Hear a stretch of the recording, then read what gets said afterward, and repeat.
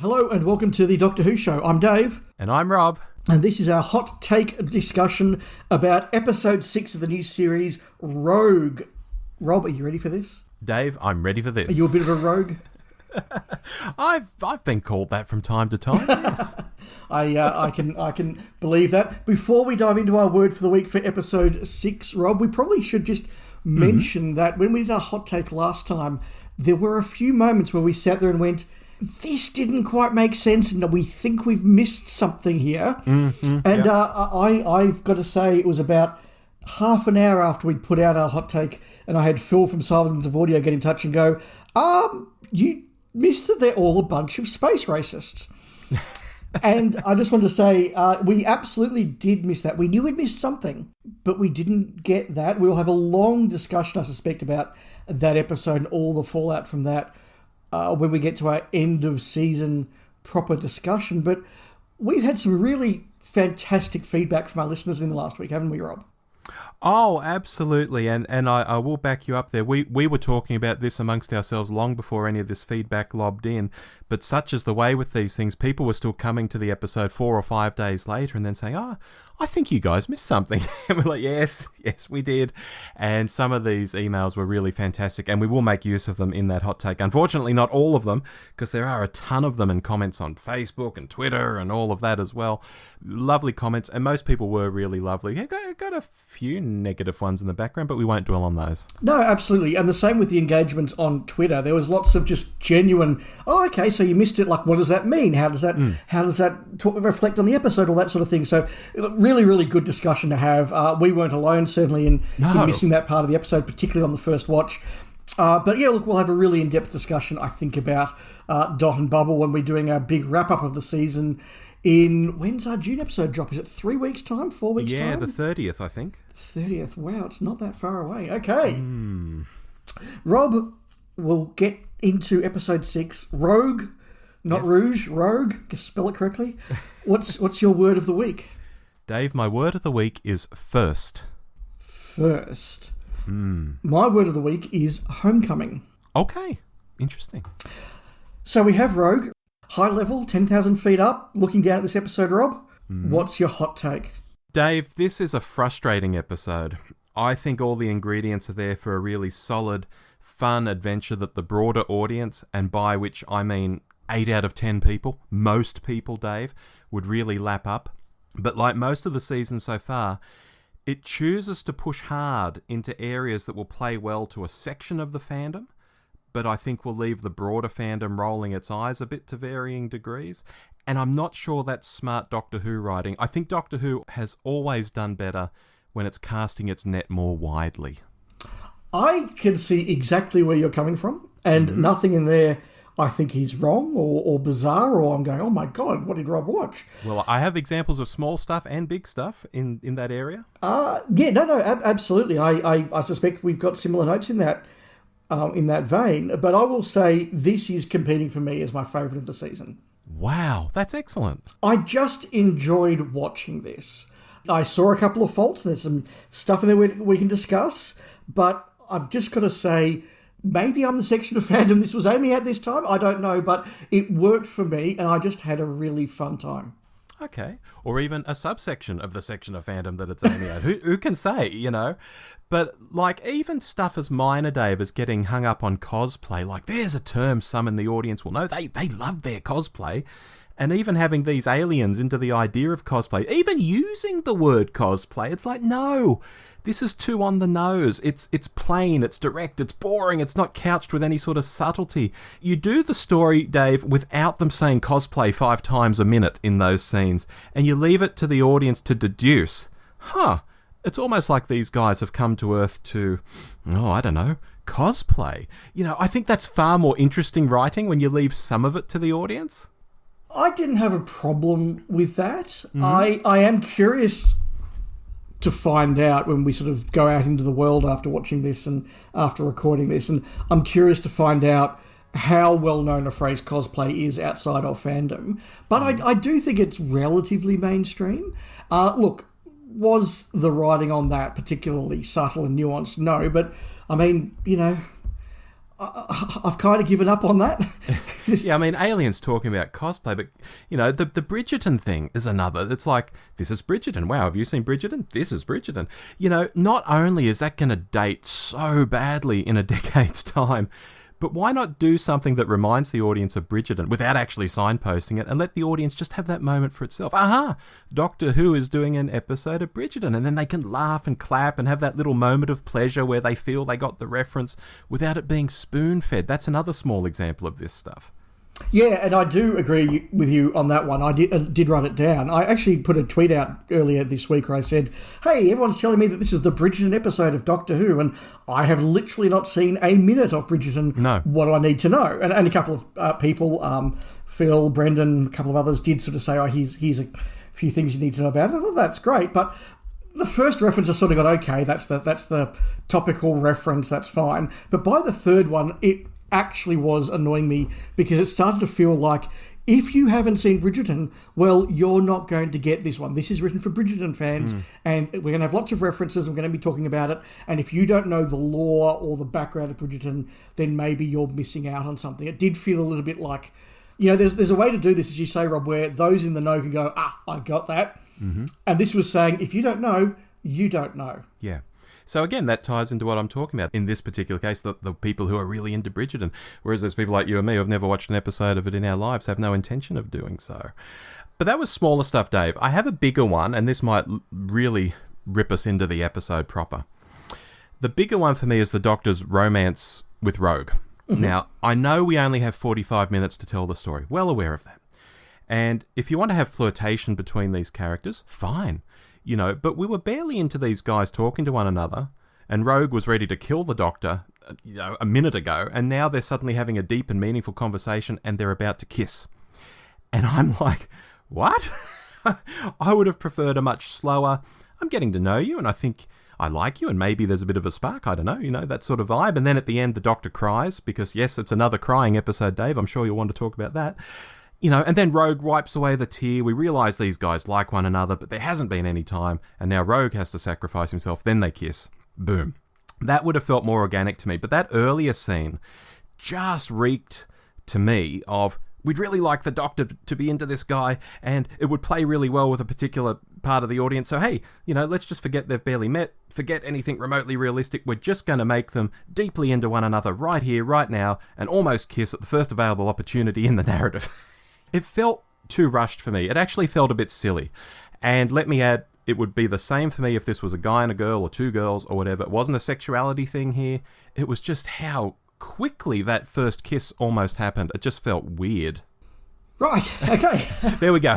I'll take a breath and have a cigarette. You go for it. You take a breath, I'll regroup, and we'll go in there. Look, yeah, a number of points on that. And first, no, absolutely, Rob, I know that it would never be an issue with you, being two guys. I know that that's not your issue, and, very, very, very, very clear on that.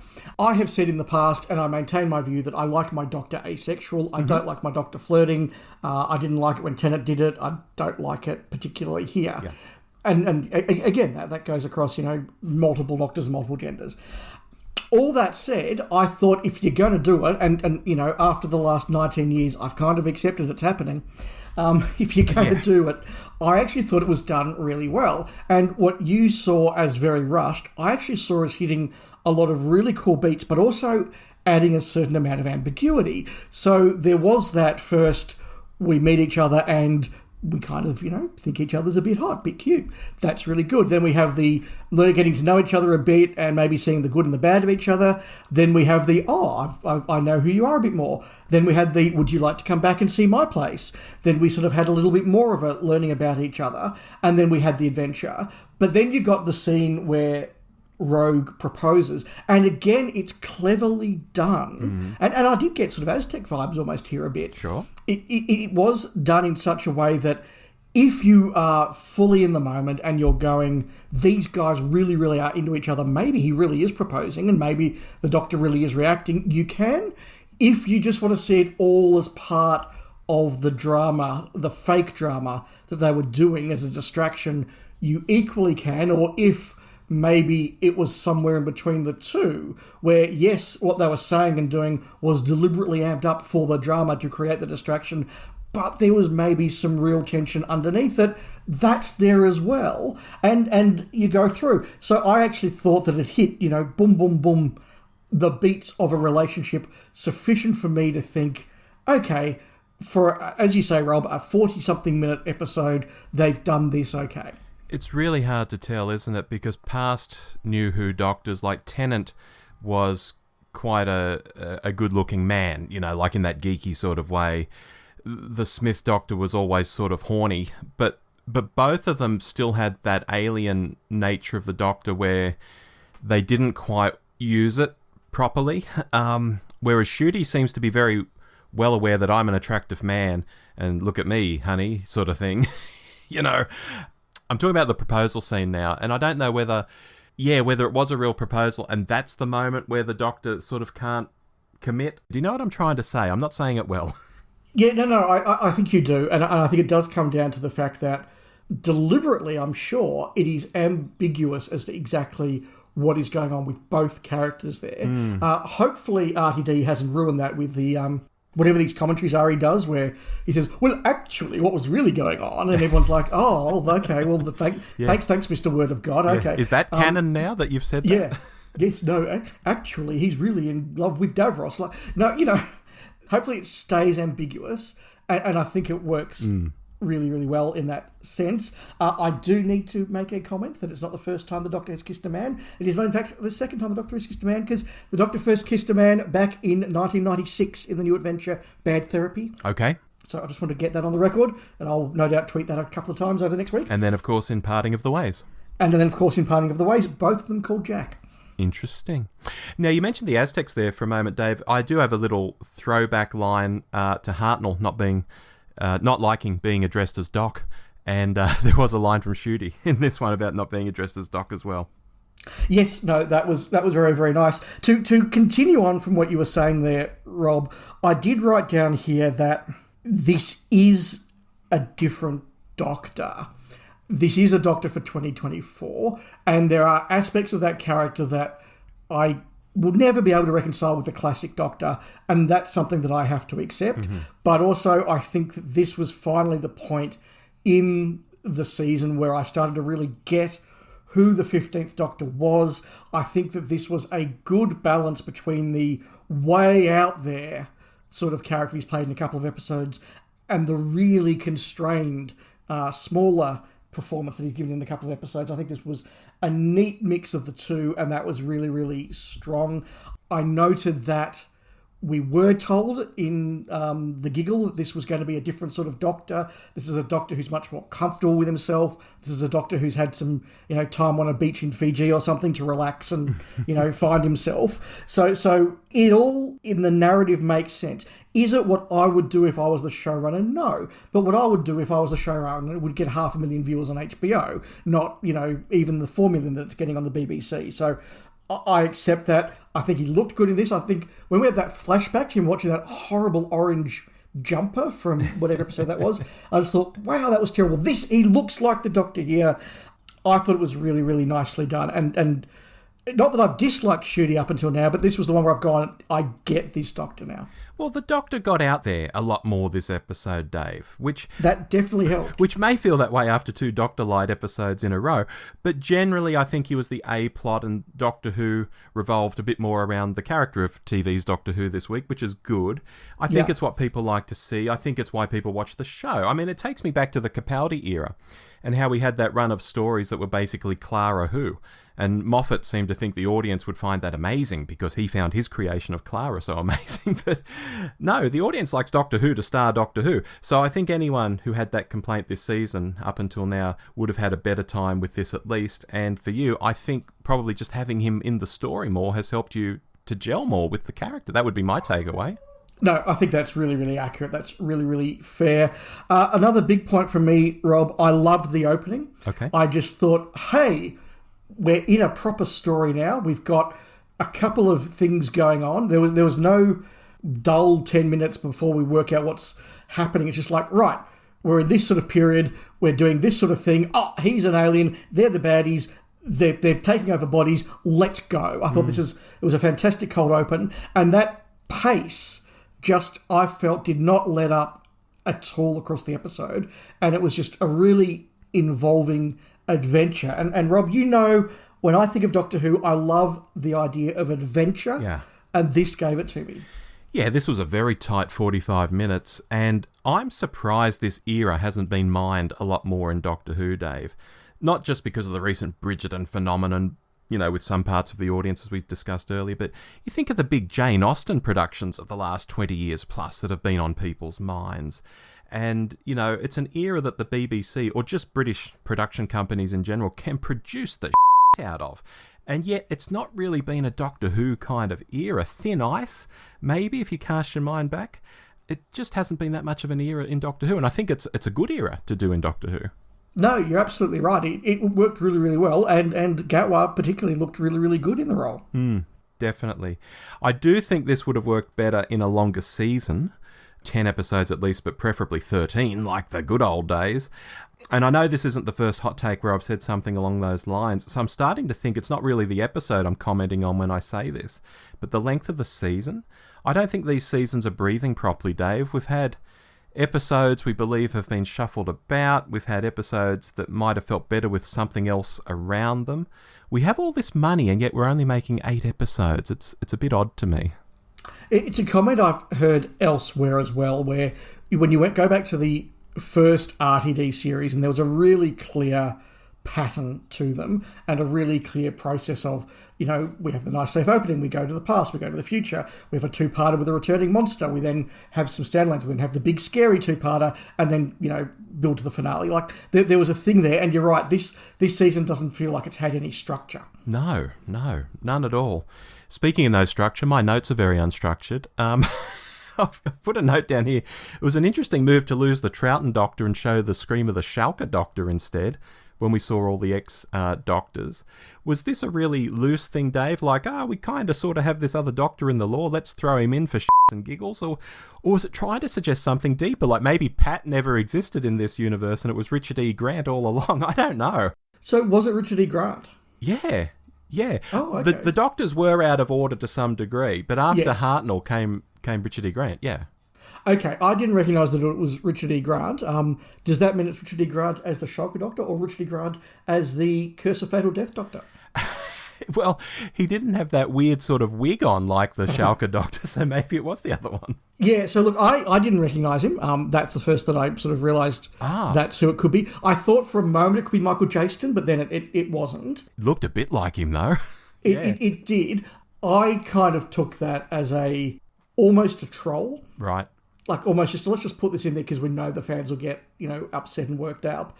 There was a time when I would have got upset and worked up about it, but, you know, I've just given up on the whole, you know, who's a doctor and who's not. We've had so many variations now, or variants, as Marvel would probably say, that I'm just like, sod it. Have another doctor. I don't care. Yeah, I'm kind of in that place too. You know, once upon a time it meant a lot to me because that's how it was presented to us. But now that things have changed, now that the Doctor isn't asexual anymore, you know, that's another example of it. You've just got to kind of roll with it because that's how things are now. Yeah. Yeah. Again, it's not what I would do as a showrunner, but what I would do as a showrunner would appeal to us and not many other people. So I get it. Rob, we've had many examples over the time we've been doing these hot takes where there's been some big piece of guest casting that you or me or both of us have gone, look, we think they're big in the UK, but don't really know them. So allow me a moment to fanboy over the fact that Jonathan Groff was in this one. I remember seeing and loving Jonathan Groff when he was in Glee. I saw him in Taking Woodstock. He was fantastic in the TV series and the spin-off movie Looking. He was great in Knock at the Cabin. I was there fanboying when he was dating Zachary Quinto. So, you know, this is an actual piece of star casting that for once I get to be excited about, and I just want to enjoy that. Oh, I find that's excellent, Dave, because I don't know him from a bar of soap. So our roles are reversed for a change in this example. You know, I hear people say, you know, this episode has Jonathan Groff, and I'm like, yeah, okay. So even though you didn't really know much about him, how did you find him and his performance? Oh, look, Rogue was a cool character. I think it's hard not to be cool when you're a bounty hunter or some other kind of one-man band and you've got your own cool little spaceship and you're out there doing dangerous things for cash and all that sort of stuff. He's like a gay Mandalorian. Yes, actually. It's kind of hard to screw that kind of character up. And the whole find me thing at the end was a nice touch. Maybe that's going to go somewhere. I mean, the Doctor sort of shoots it down, talking about how many dimensions there are. And I do wonder where you would take it if the Doctor and Rogue are really into one another and they meet up again and there's nothing to artificially separate them next time, like at the end of this episode. Where do you go with it? Possibly they have a dalliance, but then Rogue's background and profession is something the Doctor can't commit to. Maybe, I don't know, I'm sort of thinking way ahead of things. I don't even know if they're going to meet up again, but I liked the character and yeah, I was happy with the way he went out too. Yeah, absolutely. I thought it was a really good character. He was performed really well. I believed him. I bought into the ending, even though the ending was a little bit of a cliche. He made it work. Yeah, look, I think the Find Me, I very much doubt that's a planned, he's going to come back and do this, but I think it was definitely it allows a bit of hope, which means that a otherwise pretty fun episode didn't end on a real downer. It was a somber note, but it wasn't a downer because it was the hope existed. But also, it's like, look, if this goes really well and Jonathan Groff's free again, hey, we can bring him back. Yeah, cool. The sound levels issue was back this week, Rob. It's been pretty good this season, but I did think this one, the music, it wasn't just the music, it was the music, meant that I couldn't always hear the dialogue. That was annoying. Yeah, I had to play with the volume a few times because I'm watching it relatively early in the morning. You know, people are still asleep in this house, so I have to sort of have it going up and down at times. And we had the crying Doctor, as you mentioned, twice. I don't like it. Maybe this is just Shooty's idea of how the Doctor is. Okay, I mean, it's no big deal, but whatever. I just find it weird that he is meant to be the chilled-out Doctor who's put everything behind him, and he still does this. I know I've said this in past hot takes as well, but it keeps happening. Yeah. Yeah, I mean, it is an iteration of the Doctor that is more in touch with human feelings, so maybe that's a part of it. As I say, I don't need it, but, I'm not going to cancel the show over that. Yeah. The Childer, Dave, I think were interesting for the most part. The idea of going to an alien planet and taking part in a time period that interests you, even if it involves murdering people to fit in, I think that's really neat. But it started to unravel a bit for me when it becomes that they'd like to take over royalty and rule the country and destroy the planet. And I think, why? If you like the planet so much that you want to go and cosplay there, why would you destroy it? And if you're an advanced alien species living in the 19th century, even as royalty, that's going to get old after a while. Wouldn't your goal to be to jump in and have some fun and then nick off again? Maybe do another time period that you love, not take over the planet and just wreck it for all time. That sort of plot towards the end came out of left field for me, because earlier on it was just like, oh, they're just in this period just causing some havoc, but it's just confined. I guess they had to up the stakes to justify what was going on and how they were going to be taken out and thrown off into this other dimension. That didn't quite land for me.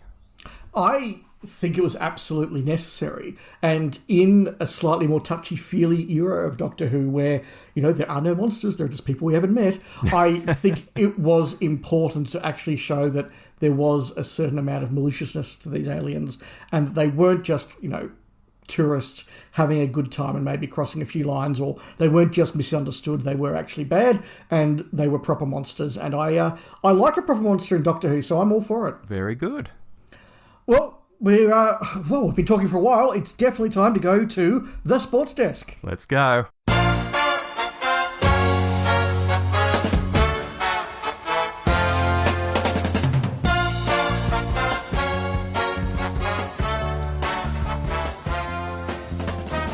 Welcome to the Sports Desk. Listeners, if you've heard us before, you'll know this is where we talk about our player of the week, our foul of the week, and our play of the week. Rob, kick us off. What was your play of the week? Dave, it was almost My Name's Bond, Molecular Bond. But no, it's Ruby getting zapped.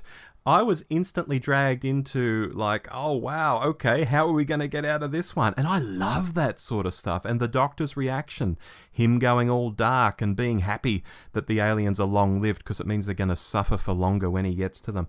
Great!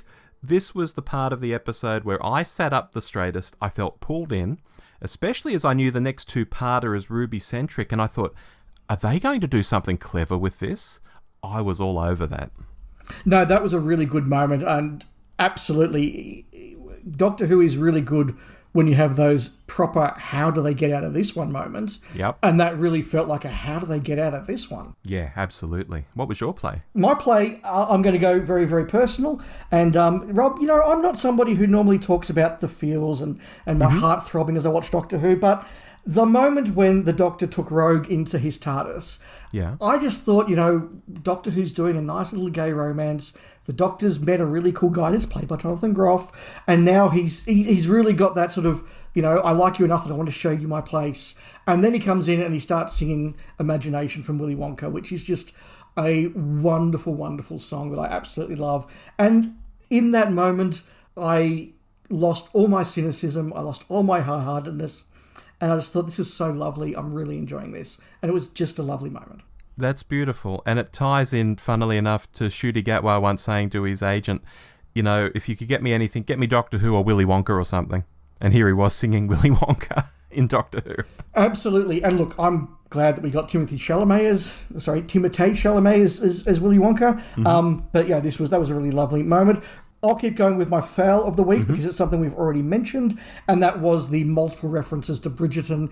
As I said in the episode, it went beyond just a cutesy, hey, we're doing Bridgerton, to, okay, if you haven't seen Bridgerton, you're missing out. What's your problem? And it just started to feel a little bit sort of like a bit of a shove in the face for me. Okay. My foul is also Ruby getting zapped. Because when it's revealed how she survived, I could have thrown something at the TV, Dave. I was like, no. You don't get to suggest she's been zapped. Then in the replay, there's no zap. No, if you show us a zap the first time around with lights and sound extending out into the hallway, there has to be that same zap the second time around when you show the scene from Ruby's point of view. Otherwise, you're just flat out cheating and you're not very good at writing. They could have had the cutaway and Ruby just screamed, for example, so that when we see the replay, she just screams and that's exactly what happened the second time around. No issues. But to cut away and suggest she's been zapped and then in a later explanatory replay there's no zap at all, no. That's cheap, it's cheesy, it's nasty writing, it's a foul. It was a bit of a cheat, yep, I agree with that. Keep us going with your player of the week. Dave, you might be happy with this. My player of the week is Jonathan Groff. As I said, I don't know him from a bar of soap, but for me, all I had was what was there on screen, and it was a semi-Jack Harkness kind of guy, loose morality, small beat-up spaceship, likes the Doctor a great deal. But unlike Barrowman's performance, Groff seemed very grounded here. He seemed pretty realistic to me, insofar as a space-age bounty hunter on TV can be realistic to us. I thought he was very good, so Groff for me. And it's a snap from me, as you probably expected. Look, I do know Jonathan Groff from a bar of soap. It's a bar of soap that I've known and loved for many, many years, and I enjoyed seeing him in the show. But he genuinely did do a really good job. I thought it was just a great character and a great performance. Fantastic. Before we go to our final letter grade, words of the week, Rob, you said first. Yes, first, as in this was kind of baby's first Doctor Who adventure. It was very basic, let's face it. Back in time, doing the kind of setting Doctor Who does so well. Some aliens are at a party, there's some shape-shifting, we flush out those bad guys and we vanquish them with someone else's tech that they've conveniently brought along. The end. It's not a very complex story. And as I wasn't buying into the window dressing on top of that, of like, oh look, they said cosplay, oh look, they played Kylie Minogue, oh look, the Doctor kissed a man, there wasn't that much here for me. So it was adequate, and I dare say it will play better for the audience it's aiming for, which is really great for them. I mean, really great for them. It's lovely when TV feels made just for you. But it wasn't for me, and I return to the question of whether that's smart Doctor Who writing in the long run. I'm not sure. It's a 6.5 out of 10 for me. We're very close to a snap there, Rob, because my word of the week was homecoming, and I did feel as this drew to an end that this was, for me, Doctor Who coming home. Wow. I think that this season has had some episodes I've liked and some episodes I've not liked, but the ones I've liked, it's been more of a respect. I'm really interested in what they did there, or they did something a bit different there, or they went over here and did something a bit confusing. Whereas this, as you said, Rob, just felt like Doctor Who just coming home, an adventure in time and space with monsters and excitement and really wild things going on. good guest cast, good role for the companion, the Good Doctor setting. having fun, good setting. I just thought this is homecoming Doctor Who for me, and it'll be interesting to see how I feel about them all when we get to our end of the season discussion. But for the moment, I'm giving this one an A. If I said to myself, is this the best episode of the season, it wouldn't just be an easy yes it is. But when I look at what I would take any marks off for, I can't find anything. Whereas with 73 Yards and Boom, I could find fault, even though I gave them both an A-. So I've got to give it that half a mark, just a little bit higher. And something I want to come back to when we talk in a few weeks' time, I reckon this would have been the best opener of all the 6 episodes we've seen so far. That's a really great point. Yeah. And look, I think we're in the same ballpark here, because although the window dressing wasn't to my taste, it wasn't a fault. It wasn't a particular foul, whereas I can point out faults and fouls in those other episodes we were talking about. So, yeah, although our scores are a little off, I think broadly we're in a similar sphere here, Dave. Yeah, look, absolutely. I think we both enjoyed it as a good, straightforward, fun Doctor Who adventure. It definitely was, yeah. But it was a Doctor Who adventure that included Jonathan Groff, Willy Wonka, and Kylie. So maybe it was aimed more at me than you. Yeah, possibly. Possibly. But look, it's always been fun to chat. Now, we will be back tomorrow afternoon with episode 2 of our semi-regular Gin and TARDIS specials, where myself, Mark and Richard have watched The Twin Dilemma over a few drinks and then give our thoughts on that. And then we'll be back in a week's time for another hot take. Absolutely, we will. Until then, I've been Dave. And I've been Rob. And we'll be speaking many times over the next few weeks. Bye-bye. Goodbye.